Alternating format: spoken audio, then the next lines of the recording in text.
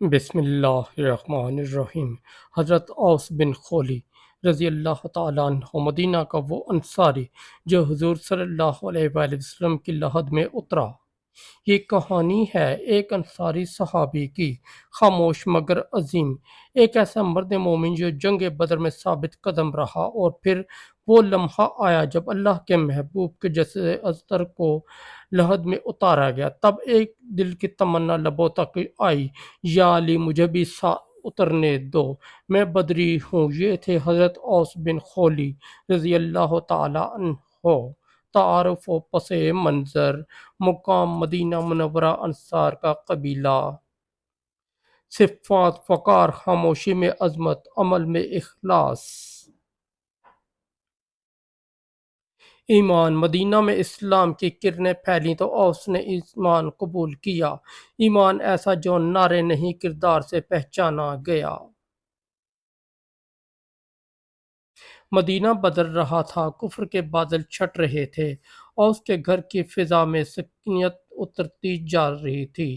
نماز پابندی سے مجلس رسول صلی اللہ علیہ وآلہ وسلم میں حاضری اور محتاجوں کی دبی دبی آہیں ان کے در سے سکون پاتی تھیں۔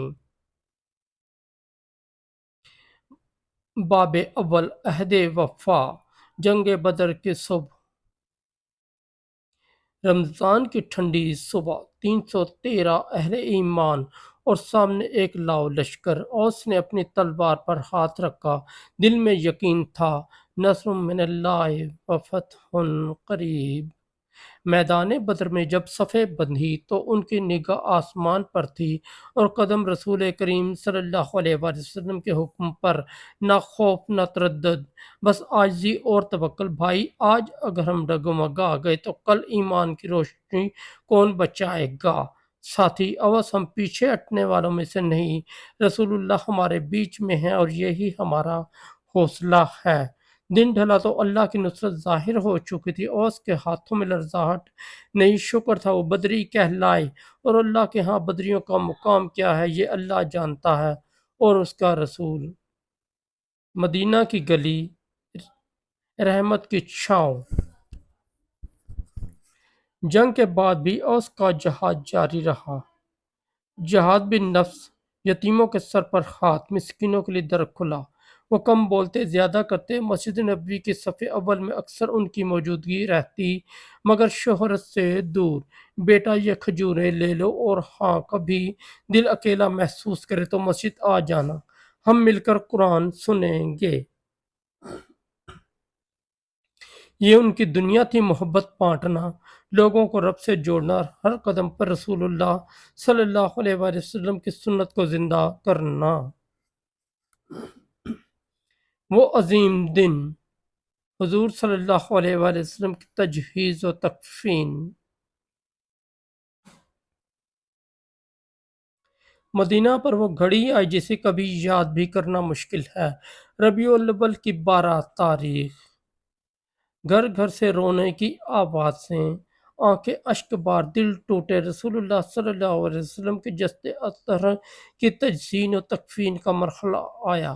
علی، فضل بن عباس، قاسم بن عباس، اسامہ بن زید اور شکران لحد میں اترنے والے تھے۔ اسی وقت ایک انصاری صحابی کے دل کی دھڑکن تیز ہوئی، یہ تھے اوس بن خولی۔ یا علی مجھے بھی اجازت دیں، میں بدری ہوں، میں چاہتا ہوں کہ اپنے آقا کی لحد میں ساتھ اتر جاؤں۔ اجازت ملی اور تاریخ نے منظر محفوظ کر لیا۔ اوس لحد میں اترے، ان کے ہاتھ جو بدر میں لرزے نہیں تھے اب ادب سے لرز رہے تھے۔ اسی لمحے ان کی دل کی زبان یہی کہتی ہوگی، یا رسول اللہ، ہم نے آپ سے وعدہ وفا کیا، آج آخری الوداعی وفا نبھا رہے ہیں۔ وہ لمحہ گزرا مگر اس کا نور رہ گیا، ایک انصاری کی بخششوں سے بھری شرکت جس نے وفا کی آخری منزل کو چھو لیا۔ خاموش راہ کے مسافر،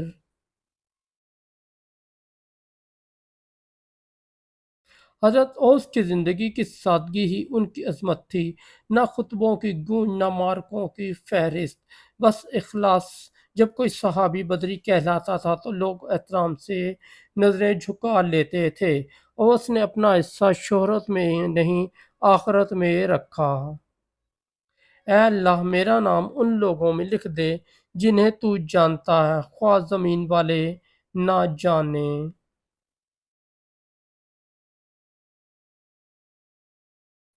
انجام و پیغام۔